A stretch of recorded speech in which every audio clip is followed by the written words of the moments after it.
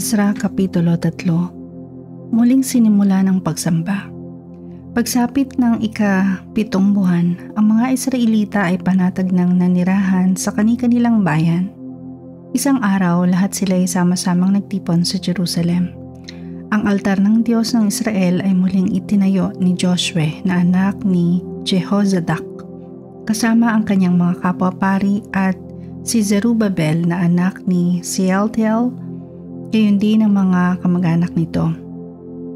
Ginawa nila ito upang makapag-alay sa altar ng mga handog na susunugin ayon sa nakasulat sa kautusan ni Moises na lingkod ng Diyos. Bagamat takot sa mga naninirahan sa lupain ng mga nagsibalik na Hudyo, itinayo pa rin nila sa dating lugar ang altar. Doon ay muli silang nag-alay ng mga handog na susunugin para kay Yahweh sa umaga at sa gabi. Ipinagdiwang din nila ang pista ng mga tolda gaya ng nakasulat at araw-araw ay nagsusunog sila ng mga handog na ukol sa bawat araw. Bukod dito, nag-alay sila ng mga palagiang handog na sinusunog, mga handog para sa panahon ng pista ng bagong buwan at para sa lahat ng kapistahang itinalaga ni Yahweh. Nag-alay din sila ng mga kusang loob na handog para kay Yahweh. Sa pagsapit ng unang araw ng ika-7 buwan, sinimulan na nilang maghandog kay Yahweh kahit hindi pa nasimulang muling itayo ang templo. Sinimulan ang muling pagtatayo ng templo. Kumuha sila ng mga swelduhang tagatapyas ng bato at mga karpentero. Nagpadala rin sila ng mga pagkain, inumin at langis sa mga taga-Sidon at taga-Tiro bilang bayad sa mga punong cedar na dadalhin ng mga barko mula sa Lebanon patungo sa daungan ng Joppa. Ang lahat ng ito ay ginawa ng may pahintulot mula kay Haring Ciro ng Persia.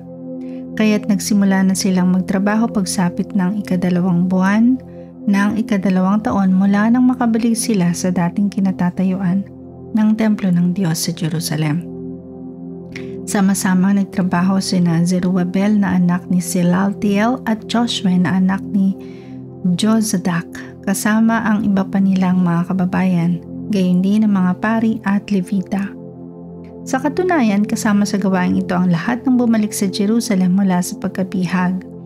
Inatasan nilang mamahala sa pagtatayo ng templo ng Diyos ang mga levita na ang edad ay 20 taong pataas.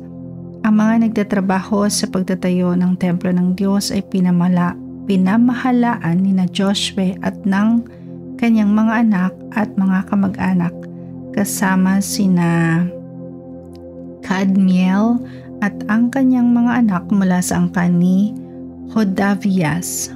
Kasama rin ang mga anak ni Henadad, ang mga levita at ang kanilang mga anak at mga kamag-anak.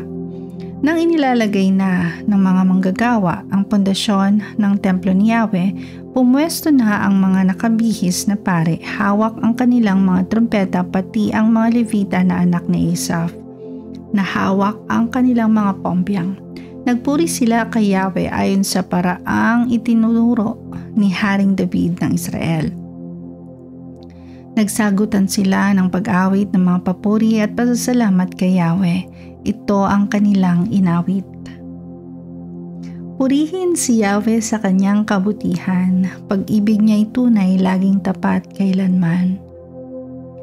Malakas na isinigaw ng lahat ng tao ang kanilang papuri kay Yahweh sapagkat ang pundasyon ng templo ni Yahweh ay inilagay na. Marami ang matatandang pari, levita at pinuno ng mga angkan na nakakita sa unang templo ang umiyak ng malakas habang sinasaksihan ang paglalagay ng pundasyon ng bagong templo. Marami ring tao ang sumigaw ng may kagalakan. Dahil dito ay hindi na malaman kung alin ang sigaw ng kagalakan at alin ang sigaw ng pag-iyak, sapagkat ang ingay ng mga tao ay napakalakas at dinig sa malayo.